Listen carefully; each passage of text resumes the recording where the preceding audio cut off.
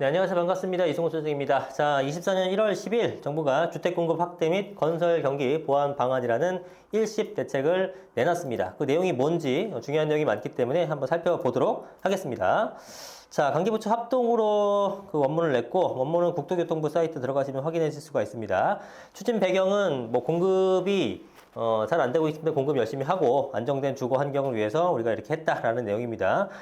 내용이 길기 때문에 중요한 것들만 골라서 좀 해볼게요. 자, 전체적으로 한번 보게 되면은 도심 공급 확대, 그래서 공급을 빨리빨리 해주겠다라는 거고, 아파트뿐 아니라 비아파트 형태도 많이 만들겠다라고 하는 거고, 신도시 빨리 공급하겠다, 이런 내용들을 하고 있습니다. 어려운 건설 경기 같은 것들을 회복해서 공급을 원활하게 작동시키겠다라는 내용인데, 세부 내용을 한번 보도록 하겠습니다. 먼저 재건축 재개발입니다. 자, 속도는 빠르게, 문턱은 낮추고 정책을 좀 완화시켜준다는 얘기죠. 사업성은 제고한다. 결국은 지금 공급이 잘 안 되는 이유는 지금 불확실성이 워낙에 강하고, 이것이 사업을 한다 하더라도 우리가 재산상의 이득을 볼 수 없다 그러면 굳이 사람들이 부시고 짓고 이런 복잡한 과정을 거치지 않겠죠.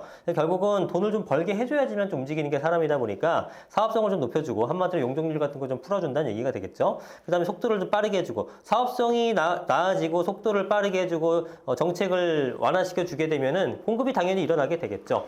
그렇기 때문에 이러한 형태들로 좀 본격화하는 공급을 좀 빠르게 할 수 있는 방법을 찾겠다라는 얘기가 됩니다.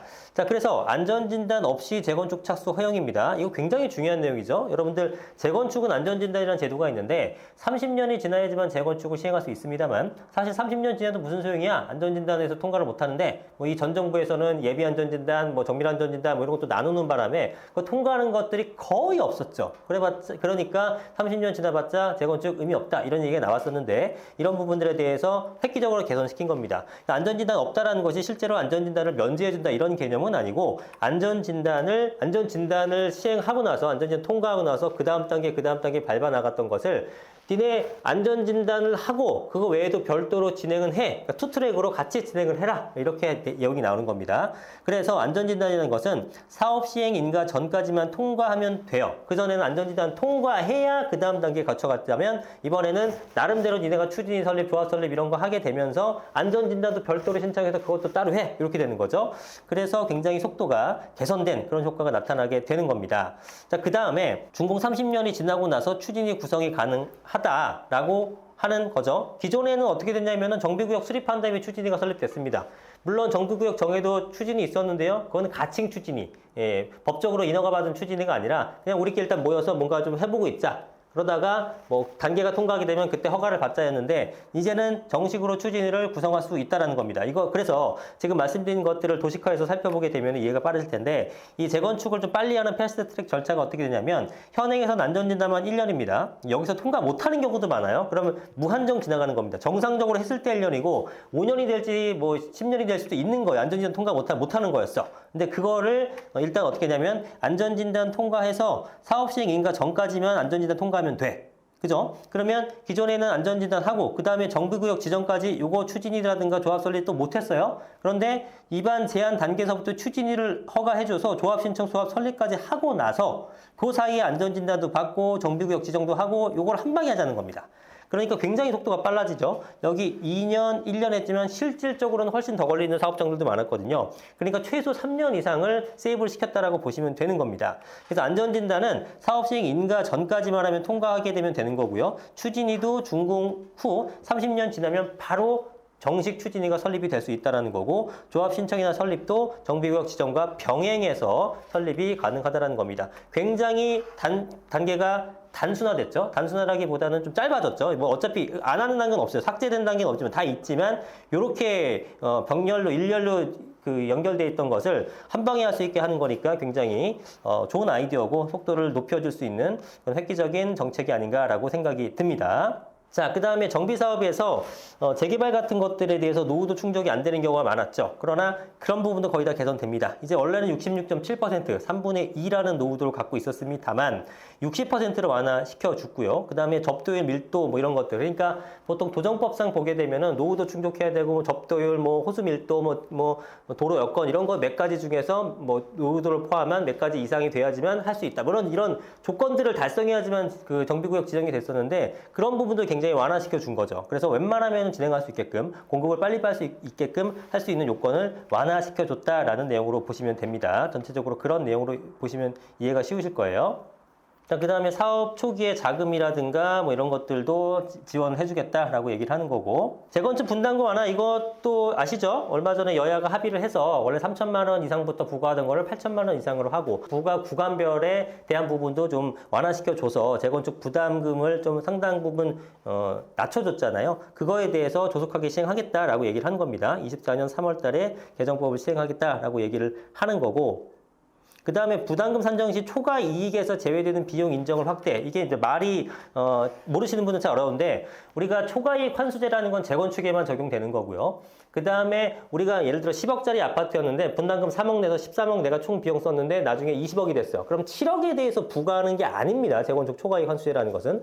이거는 내가 13억 총 들여서 20억 된 거는 내 모든 이익에 대한 금액이죠. 모든 이익은 7억. 초과 이익이 아니에요. 근데 그 사이에 그 재건축 진행하는 사이에 주변에 일반적인 구축 아파트들도 한 3억은 올랐어. 그러면 7억 중에서 3억은 나도 정상적으로 오르는 겁니다. 그러면 그 정상적으로 오른 3억 빼게 되면은 나는 7억 중에서 초과 이익은 4억밖에 안 되는 겁니다. 그 부분에 대해서 세금을 부과하는 거지, 부담금을 부과하는 거지 7억에 대해서 부과하는 게 아니거든요. 그런데 여기서 초과 이익에서 제외되는 비용 인정을 확대. 결국은 초과 이익이 확대되는 거죠. 그러면 내가 13억에서 20억짜리가 됐는데 정상분이 3억으로 올라갔어. 근데 여기서 나머지 부분이 초과 이익인데 이 정상 부분에 대한 부분을 비용을 인정을 더해주겠다는 거죠. 그럼 초과 이익이 줄어드는 효과가 생기기 때문에 그만큼 내가 내야 될 세금이 경감되는 효과가 생긴다는 겁니다. 그래서 실질적으로는 이렇게 초과 이득에 대한 부분 구간도 줄여줬고 이 구간에 대한 세금 낼 것도 요만큼 냈다면 요만큼으로 줄여줬기 때문에 상당 부분 낮아졌다라고 생각하시면 됩니다. 이것도 다 사업 속도를 늘리기 위한 정부의 방편이 되는 거죠. 그 다음에 공사비 갈등. 요즘에 대단하죠. 지금 굉장히 여러분들 잘 알고 있는 뭐 대조라든가 뭐 둔촌도 그런 사태가 발생했었고요. 여의도 아파트도 그렇고 지금 진주 아파트 그렇고 굉장히 많은 대규모 아파트 단지들이 공사비 갈등이 어떤 그 협의점을 찾지 못하면서 지지부진해지면서 어떤 비용만 늘어나고 있는 그런 모습. 근데 그런 것들이 앞으로도 계속 생길 것 같으니까 이 중단 없이 공사비 갈등을 좀 해결할 수 있게끔 정부가 좀 잘 중재를 하겠다 그런 내용을 담고 있습니다. 이거 필요할 것 같아요. 앞으로 이 공사비 문제가 굉장히 많이 불거질 것 같습니다. 자, 그 다음에 여러분들 많이 기다리셨던 일기 신도시 특별법이라고 하는 노후계획도시 재정비입니다. 자, 그래서 요거 내용을 한번 보게 되면 자, 선도지구를 지정합니다. 선도지구를 지정해서 정비 모범사를 제시하는데 그게 올해 하반기고요. 본격적인 정비사업 절차인 특별경비계획 수립해서 25년에 하는데 그래서 얘네가 지금 목표를 어떻게 하냐면 현 정부 임기 내에 착공을 들어가고 30년 입주. 지금 현재 24년이잖아요. 그럼 이제 불과 6년밖에 안 남았단 말이에요. 그럼 입주 기간, 그러니까 공사 기간을 보통 한 3년에서 4년 봐야 되잖아요. 그러면은 적어도 27년에는 착공이 들어가야 된다는 얘기거든요. 그러면 3년 남았습니다. 3년 내로 모든 인허가 과정을 거치고 27년 착공한 다음에 30년에 입주를 하는 모습을 보여준다라는 거예요. 굉장히 빠르게 되는 거죠. 그래서 이러한 선도지구로 모범 사례를 제시한 다음에 이게 패스트 트랙으로 진행했는데도 원활하게 잘 되더라 하게 되면 나머지도 다 적용시켜서 빠르게 추진하겠다라는 그런 모습을 보여주고 있습니다. 그 다음에 통합재건축. 요즘에 그러니까 우리가 A 아파트 단지, B 아파트 단지 있으면 각자 예단은 했지만 이제는 통합해서 같이 할래? 이게 훨씬 보기 좋잖아요. 그죠? 서울 전체적인 도심 경쟁력도 제고가 되는 거고 다닥다닥다닥 있는 것보다 커다란 단지 하나 있는 게 훨씬 더 좋잖아요.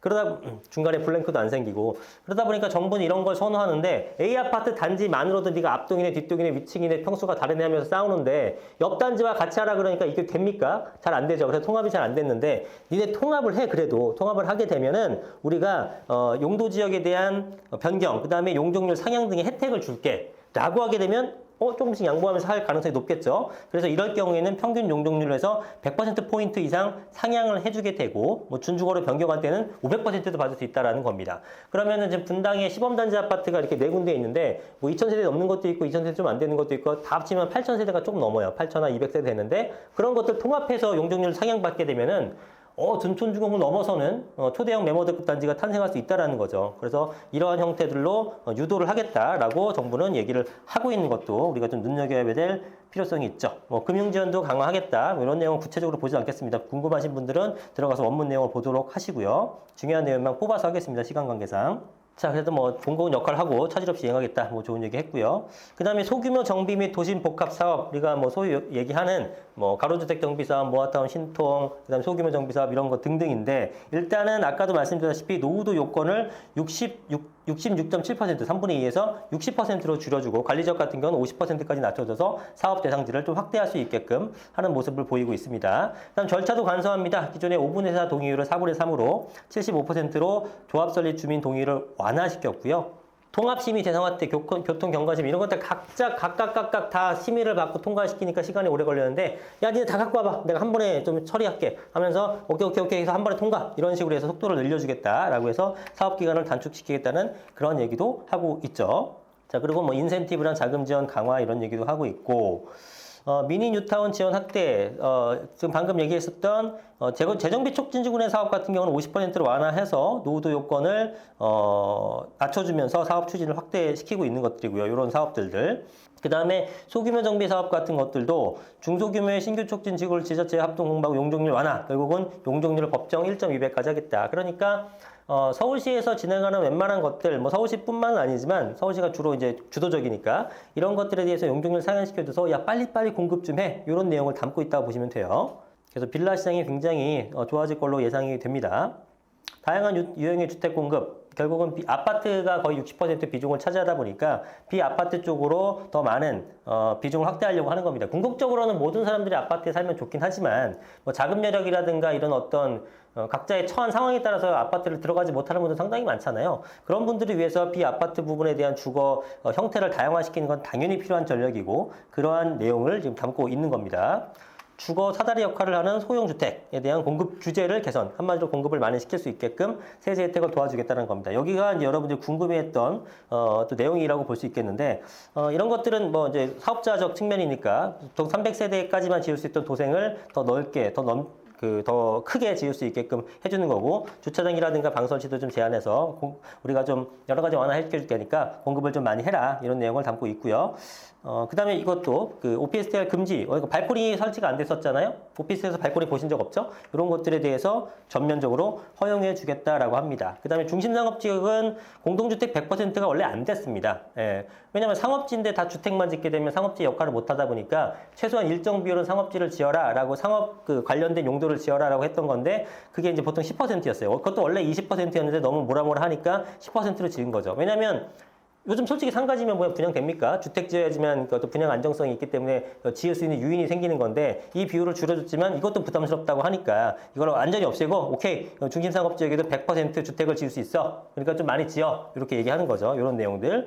그래서 공급을 많이 촉진할 수 있는 방법들을 제공을 하고 있는 겁니다. 자, 그 다음 세제금융 지원, 원시취득세 이런 것들은 사업자니까 뭐 2년간 준공되는 신축 소형주택에 대해서 원시취득세에서 50% 감면. 근데 이거보다는 여러분들이 이거 짓는 분들, 이거는 사업 시행자 입장인 거고, 구입하는 거, 여러분들은 수분양자니까 수분양자 입장, 신축주택을 구입하는 여러분, 투자자의 관점에서 이 내용이 중요한 거죠. 자, 잘 보세요. 향후 2년간 소형 신축주택 60제곱미터 이하입니다. 웬만한 거 다 들어갑니다.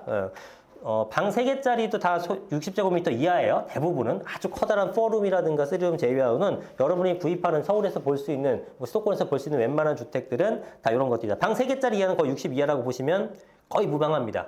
방 4개짜리는 다 오버될 것 같고, 방 2개는 무조건 확실하고, 방 3개짜리는 넘어가는 것도 있고 안 넘어가는 것도 그럴 것 같아요. 그 정도인데, 수도권 6억, 지방 3억 이하 아파트는 제외, 그러니까 비아파트를 기준했을 때 향후 2년간 소형 신축 주택은 취득세와 양도세와 종부세 산정 시 주택세에서 제외가 됩니다. 굉장히 중요한 내용이죠. 요거 계속 얘기 나왔던 거예요. 자, 일단 대상주택은 올해부터 내년까지 준공된 전용 60제곱미터 이하에 수도권은 6억, 지방 3억 원 이하 다가구주택. 이거 많습니다. 수도권 6억 이하짜리 많죠. 그 다음에 공동주택, 아파트 제외한 거, 그러니까 다세대라든가 이런 거 얘기하는 거죠.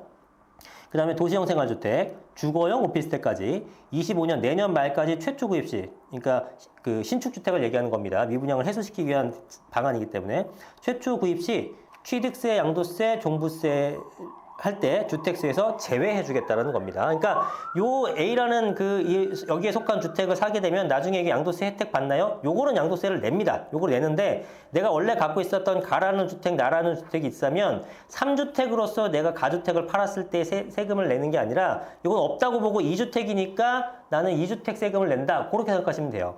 종부세도 3개 합쳐야 되는데 3개 합치게 되면 불합리한 게 좀 중과되고 이런 부분이 있잖아요. 그게 아니라 2주택만 있는 걸로 보고 부과하겠다. 취득세도 3주택 때부터 엄청나게 세금이 커지는데 그게 아니라 2주택인 걸로 보고 부과하겠다. 그런 내용인 겁니다. 그래서 주택수 제외 효과는 신규 취득하는 해당 주택부터 세제 산정 시 주택수에서 제외를 하죠. 그죠? 해당 주택, 신규 취득하는 그 주택에 대해서 이거는 주택수에서 포함이 안 된다고 보는 거고, 요거를 이제 그래서 요거를 주택수에서 포함을 빼주는데, 다만 1세대 1주택자예요. 내가 기존에 A라는 주택을 갖고 있었어요. 근데 B라는 주택을 하나 샀어. 근데 이거 주택수 포함 안 시킨다며? 그래서 나는 A주택을 1세대 주택 비과세 받을 수 있나요? 요거는 안 해준다는 겁니다. 요거는 미적용하는 거예요. 내가 A, C, B라는 주택이 있었으면 요거 없었으면 2주택으로서 인정을 받아요. 3주택이 아닌 2주택으로서 인정을 받을 수 있는데 하나 있는 상태에서 또 다른 이번에 구입한 B주택에서 이거 주택수 빼준다고 요거를 1주택으로 봐주지는 않는다라는 겁니다. 요 부분을 잘 이해하세요. 뒤에서 헷갈리실까봐 미리 말씀드린다면 지방에 구입하는 똑같은 형태의 지방에서 미분양 주택 구입했을 때는 1세대 1주택가 이거를 적용을 받아요. 그러니까 지방, 이거는 뭐 비아파트, 아파트 아니까 지방의 아파트나 뭐 도생이든 뭐 오피스텔이든 지방 쪽에 있는 미분양은 1주택자라도 A주택 있고 B주택 구입하더라도 이거 안 보고 1주택 비과세를 적용합니다. 다만 수도권에 지금 설명하고 있는 수도권의 비아파트는 1주택인 상태에서 또 다른 주택을 구입한다 하더라도 주택수에 보지 않는다고 했음에도 불구하고 1주택 특례는 못 받는다라는 거예요. 이해되셨죠? 여기까지 설명드리면 이해가 되셨을 걸로 생각이 듭니다. 자, 그 다음에 이거는 지금 보시면 24년 1월부터 25년 12월까지 준공된 것들에 한해서 적용이 됐다면 기존의 소형 기축주택, 기존의 주택은 향후 2년간 구입 임대 등록하는 경우 세제 산정 주택수예요. 똑같죠? 결국은 기축주택도 임대 등록으로 등록만 하게 되면은 주택수에서 제외되는 효과를 생겨나는 겁니다. 24년 1월부터 25년 15월은 임대주택 여부와 상관없이 해준다라는 거고, 여기는 기축주택 같은 경우는 임대주택을 했을 경우에 똑같은 혜택을 준다라는 거예요. 이해되셨죠? 그래서 내용은 똑같습니다. 구입은 올해 지금부터 내년 말까지 60제곱미터 이하 수도권 6억 지방 3억 원 이하의 다가구 공동주택, 소위 말하는 다세대 도시형 주거용 오피스텔을 임대주택으로 등록한다 그러면은 이거는 주택수에서 종부세 합산 배제해주고요. 양도세 다른 주택 팔 때 너 주택수 포함 안 시키고요. 취득세 너 이 주택 없는 걸로 보고 취득세 계산해주겠다라는 내용입니다. 중요하죠. 굉장히 중요한 내용이었어요. 자, 그 다음에 임대사업자 등록에 대해서 굉장히 지금 빠지고 있죠. 왜냐하면 의무만 부과하고 혜택을 다 빼버리니까. 그래서 열받아서 사람들이 안 하니까 전월세가 막 난리가 났죠. 그래서 일단은 단기 등록 임대가 지금 폐지가 된 상태인데 아파트는 아예 없고 요거를 다시 등록합니다. 단기 등록 임대를 도입해서 다시 재도입해서 소형 임대주택 공급을 활성화하겠다라는 얘기입니다. 원래 20년도 8월 달에 폐지가 됐는데 임대 의무 기간을 다시 부여할 건데 그 전에는 얼마였냐면 4년이었죠. 근데 이제 4년이 애매한 게 4년이라는 거는 구에서 의무적으로, 그러니까 지방세법상 의무적으로 해야 되는 기간인 거고 종부세 합산 배제 받고 이러려면 또 5년 해야 되니까 이게 모수는 아니고 뭐라 그럴까 좀 언밸런스한 면이 있었죠. 예, 4년이 의무임대 기간인데 5년 해야지만 세제 혜택을 받고, 그러니까 국세와 지방세의 혼동이 있었는데 이런 거를 좀 합치려다 보니까 이번에는 4년, 5년이 아니라 6년짜리 단기 임대 의무 기간을 6년으로 만드는 모습을 보이고 있고, 역시나 아파트는 이번에도 제외가 됐습니다. 그러니까 비아파트가 단기 임대 사업자라는 게 6년짜리가 새로 나타날 것으로 보여지고 세제 혜택 등을 합리적 수준으로 예전만큼 이런 인센티브를 제공할 테니 많이들 단기 임대 사업자 하시고 전월세 많이 내놔서 안정화를 기여해 주세요라고 정부가 개인들한테 얘기를 하고 있는 거죠. 자, 그런 내용이었고요. 뭐 임대주택 이런 것들은 별로 관심 없을 거니까 궁금하신 분 넘어 읽어보시고, 기업형 장기 임대 활성화 좋죠. 규제 완화해주겠다. 뭐 이런 것들 세제 지원해주겠다. 공공도 신축 매입 뭐 하겠다. 예, 뭐 워낙에 좀 후려친 가격이 있었는데 매입 단가를 좀 현실화해서 많은 부분을 확보를 한 다음에 뭐 청년들이든 뭐 신혼들이든 이런 분한테 주겠다라는 내용입니다. 우리의 투자에 직접적인 관여가 없는 것들은 좀 그냥 스무스하게 넘어가도록 할게요. 전세 사기 피해 지원. 이것도 뭐 궁금하신 분들, 해당되시는 분들 읽어보시면 좋을 것 같아요. 일단은 이런 내용들, 협의 매수. 그러니까 기존에 그 낙찰 매입까지 가려면 시간이 오래 걸리니까 보증금 반환, 그러니까 낙찰 매입하기 전에 미리 협의한 다음에 보증금 반환을 조기에 주고 반환 금액도, 그러니까 더 빨리 더 많이 주겠다, 이런 얘기를 하고 있는 겁니다. 철저한 전세 사기 예방. 그래서 이거는 좀 중개업자분들은 굉장히 힘드시겠습니다만 중개사 책임을 강화합니다. 중개사 책임을. 지금도 할 게 되게 많더라고요. 서류가 엄청나게 많은데 하여튼 중개사분들이 공인된 그 전문가니까 이런 부분에 대해서 꼼꼼하게 해라, 이렇게 정부가 요청을 하고 있는 거고요. 손해배상 책임, 전세 사기로 인한 중개사의 손해배상 책임 실효성을 위해서 공제한도를 확대합니다. 지금은 2억 원, 4억 원인데 이거를 좀 더 높여줄 가능성이 높고, 그 다음에 원래 이거 부분에서 받을 수 있다 하더라도 시간이 오래 걸렸죠. 2년에서 4년이라는 기간이 지나야지만 겨우 이제 그 등록된 공제 금액을 받을 수 있었는데 이거를 획기적으로 한 3개월을 줄이는 그런 방안도 나타나고 있다라는 겁니다.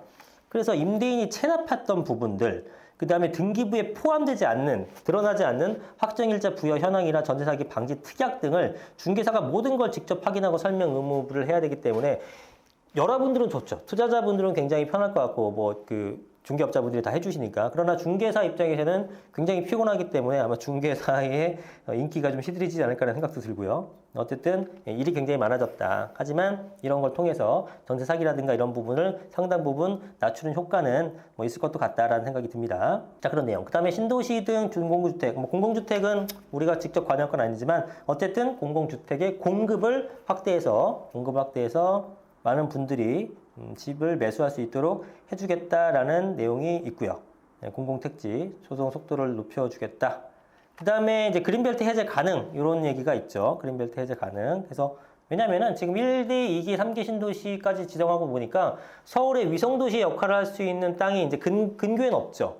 그러니까 결국은 저 외곽에 지으면은, 그죠? 저쪽에 뭐 있나요? 동두천이라든가 뭐 저쪽 안성이라든가 이런 데 신도시 지어봤자 서울에서 안 갈 거 아니겠습니까? 그러니까 근교로 해야 되는데 근교 웬만한 거 땅을 다 썼어. 그러니까 그린벨트를 풀 수밖에 없는 내용인데 이거는 글쎄요. 워낙에 이제 환경단체라든가 반대하는 입장들도 많을 것 같긴 한데 만약에 공급이 부족하게 되면 그린벨트 해제할 수도 있다. 이런 얘기를 하고 있는 겁니다. 자, 그래서 3기 신도시도 빨리빨리 하겠다고 하는데 지금 올해 상하반기에 착공되는 것들이 요런 것들이에요. 인천 계양, 고양 창릉, 왕숙, 하남 교산인데 요것만 하더라도 대략 한 4만 원, 15만 원 정도 되겠네요. 그죠? 거기다 부천 대장이 내년 1월이니까 앞으로 1년 내내 착공하는 것들이 약 한 17만 원 정도 되는 그런 내용을 보이고 있습니다. 좀 3기 신도시도 속도를 내겠다. 그런 얘기를 하고 있는 거고요. 그 다음에 건설산업, 이건 여러분들 직접 연관은 없지만 어쨌든 PF 대출 같은 것도 애로 해소 지원. 그러니까 이게 무조건 다 도움을 주겠다는 게 아니라 정상사업장인데 그 일시적인 유동성으로 인해서 우량사업장이 무너질 수 있는 것들도 있잖아요. 그런 부분들에서는 PF 대출 보증을 차질없이 공급하고 무려 25조 원이나 준비를 했고 이런 부분에 대해서는 우량사업장을 살려서 공급을 원활하게 해줄 수 있도록 하겠다. 그러나 좀 터무니없는 것들에 대해서는 그냥 어떤 시장 논리대로 구조적으로 하겠다라는 얘기도 분명히 언급을 했었죠. 이런 것들은 해주고 있다는 거예요. 유동성 지원해주고 융자해주고 살릴 건 살리고 죽일 건 죽이자 그런 내용을 하고 있죠. 자, 요거 지방 준공 후 미분양. 자, 지방 준공 후 미분양입니다.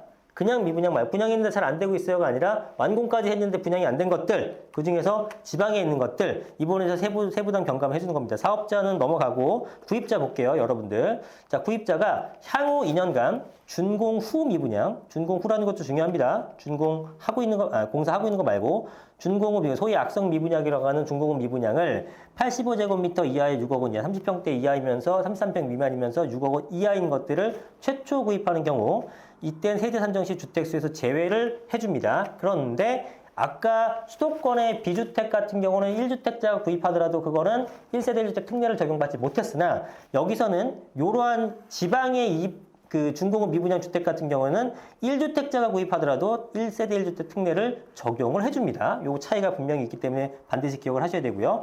대상주택은 다시 한번 조정면적 85제곱미터 이하, 취득가격 6억 이하 준공후 미분양 주택으로 올해부터 내년 말까지 최초로 구입한 경우에는 취득세, 양도세, 종부세에 대한 혜택을 부여하겠다라고 하는 겁니다.